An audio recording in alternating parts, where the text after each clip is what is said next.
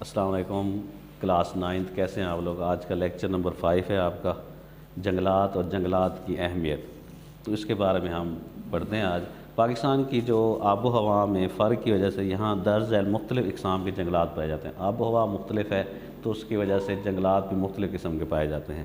پاکستان کے کچھ شمالی اور شمال مغربی علاقوں میں اوسطاً بارش دوسرے علاقوں کی نسبت زیادہ ہوتی ہے۔ شمالی علاقہ جات میں بارش زیادہ ہوتی ہے۔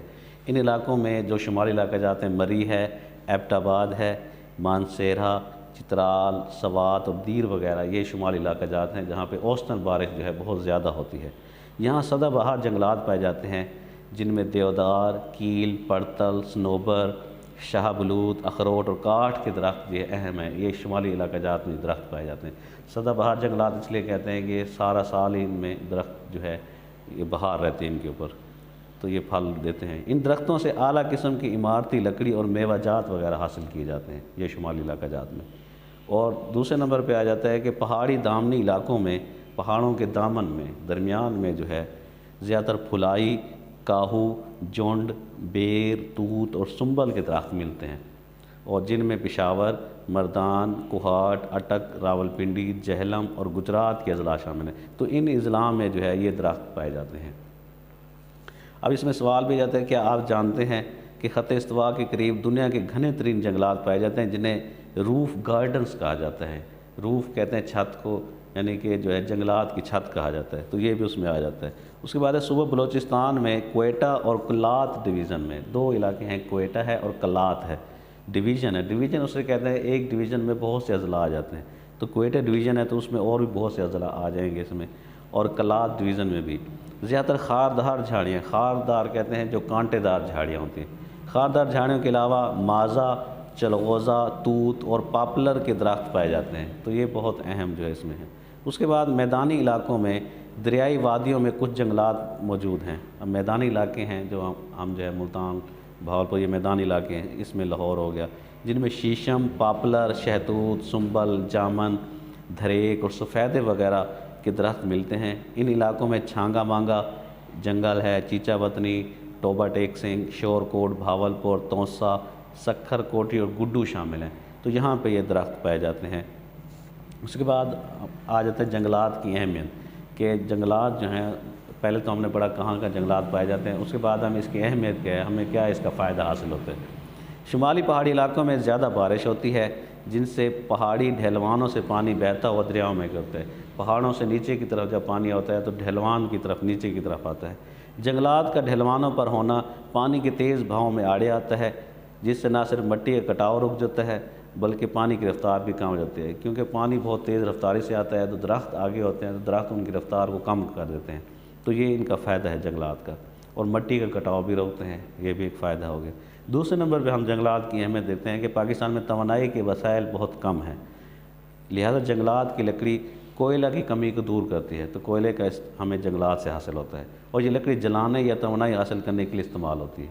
تیسرے نمبر پہ اس کا جو فائدہ ہے، جنگلات سے حاصل کردہ لکڑی فرنیچر اور دوسری اشیاء بنانے میں کام آتی ہے۔ فرنیچر جو ہم بناتے ہیں گھروں میں، دوسری جگہ پہ استعمال کا، تو اسی سے لکڑی سے ہی بنتا ہے، لہذا جنگلات ملک کی تجارت میں اہمیت رکھتے ہیں، تو یہ جو اہم جو لکڑی ہے یہ باہر دوسرے ملکوں میں بھی جاتی ہے، تو یہ اس سے ہمیں ضرور باطلہ بھی کماتے ہیں۔ اس میں جنگلات کسی بھی علاقے کی آب و ہوا خوشگوار بنا دیتے ہیں۔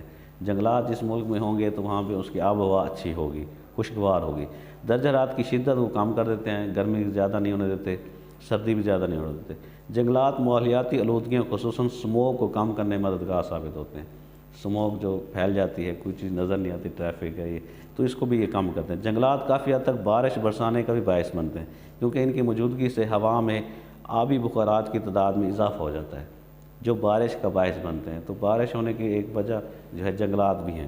اس کے بعد درختوں کی جڑیں مٹی کو آپس میں جکڑے رکھتی ہیں، جس سے پانی کے بہاؤ میں زرخیز مٹی اپنی جگہ پر موجود رہتی ہے، اس سے زمین کی زرخیزی قائم رہتی ہے، تو یہ بھی اس کا ایک فائدہ ہے۔ اس کے بعد جنگلات کے نہ ہونے سے دریا اپنے ساتھ مٹی اور ریت کی بڑی مقدار بہا لے جاتے ہیں، جس سے ہمارے ڈیم اور مصنوعی جھیلیں بھر سکتی ہیں اور ہمارے پن بجلی کے منصوبے تباہ و برباد ہو سکتے ہیں، تو یہ جنگلات کے ہونے سے یہ بہت بڑا فائدہ ہے، اگر نہیں ہوں گے تو یہ نقصانات ہمیں ہوں گے۔ اس کے بعد درخت سیم و تھور زدہ علاقے میں بہت کارآمد ہیں، جہاں سیم زدہ زمین ہے، تھور زدہ ہے، کیونکہ یہ زمین سے پانی جذب کر لیتے ہیں، جس سے زیر زمین پانی کی مقدار کم ہو جاتی ہے اور اس کی سطح نیچے چلی جاتی ہے اور وہ زمین زرخیز رہتی ہے۔ اگر درخت وہ نہیں پانی حاصل کریں گے تو زمین سیم و تھور زدہ ہو جائے گی۔ جنگلات سے حاصل ہونے والی جڑی بوٹیاں اور ادویات بنانے میں کام آتے ہیں۔ جنگلات سے جو جڑی بوٹیاں حاصل ہوتے ہیں بہت سی دوائیاں جیسی یونانی دوائیں بنتی ہیں، تو اس میں یہ بہت استعمال ہوتے ہیں۔ جنگلات سیاحت کو فروغ دیتے ہیں، لوگ گھومنے پھرنے کے لیے جنگلات کی طرف جاتے ہیں۔ پاکستان کے بہت سے شمالی اور شمال مغربی پہاڑی مقامات ایسے ہیں جو جنگلات کے جیسے صحت ہوتے ہیں، اگر جنگلات وہاں نہ ہوں تو وہاں اچھے صحت افزا مقامات یہ نہیں ہوں گے اور وہاں کی آب و ہوا بھی اچھی نہیں ہوگی۔ اس کے بعد جنگلات جنگلی حیات جیسے پرندے ہیں، پرند اور چرند، پرند سے پرندے، چرند سے جانور ہیں، کے لیے بہت ضروری ہیں۔